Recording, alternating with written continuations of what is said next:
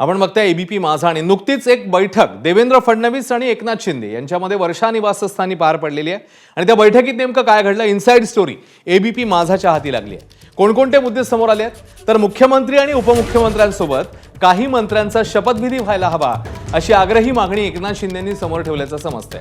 तर शिवसेनेला मंत्रिमंडळात कुठली खाती अपेक्षित आहेत, संभाव्य मंत्री शिवसेनेचे कोण असू शकतात याबद्दलही चर्चा झाली आहे।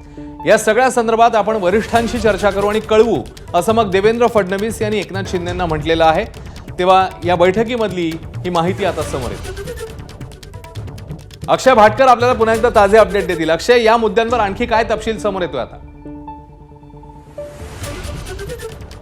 सगळ्यात महत्त्वाची बातमी एकच होती, ती म्हणजे एकनाथ शिंदे किंवा शिवसेनेची अट उपमुख्यमंत्री पद आम्ही स्वीकारू, मात्र गृहखातं आपल्याला पाहिजे, गृहखातं दिलं तरच उपमुख्यमंत्रीपदी शपथ घेतली जाईल, ही सगळ्यात महत्त्वाची बातमी आहे। त्याच्यानंतर इतर देखील काही गोष्टींवर चर्चा आली। तब्बल पाऊण तास हे दोन्ही नेते आतमध्ये होते, बंद दाराआड होते। काल देखील जर आपण विचार केला तर तब्बल अर्धा तास ते आतमध्ये होते आणि आज देखील पाऊण तास आतमध्ये होते। त्या दोघांची जी चर्चा आहे त्यातली इनसाइड स्टोरी आपल्याकडे आलेली आहे आणि यामध्ये आपण बघू शकतो वेगवेगळे विषय जे आहेत ते महत्त्वाचे विषय हे चर्चेला आलेले होते। यामध्ये कोण कोण शिवसेनेकडून संभाव्य मंत्री असू शकतात याची देखील एक चर्चा झाली आणि त्यांना कोणती संभाव्य खाती असायला हवीत किंवा शिवसेनेला कोणती खाती हवीत या संदर्भात देखील चर्चा झालेली आहे। आणि एकनाथ शिंदे यांनी आपल्या ज्या मागण्या आहेत किंवा अपेक्षा ज्या आहेत किंवा सन्मानपूर्वक जी वागणूक आहे ती सगळी वागणूक कशी असायला हवी हे देखील देवेंद्र फडणवीस यांच्या समोर ठेवलेलं आहे। आणि आता देवेंद्र फडणवीस यांचा एकच सूर आहे किंवा त्यांचं असं म्हणणं आहे की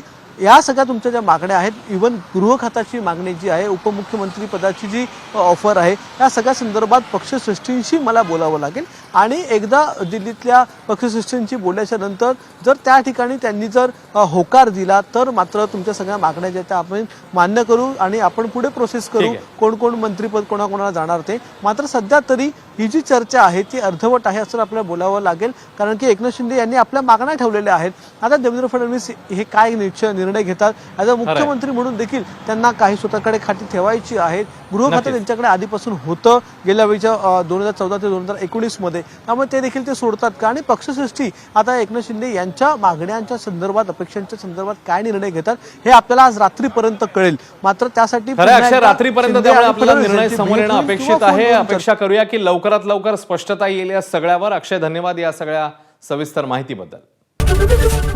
एबीपी माझा, उघडा डोळे बघा नीट।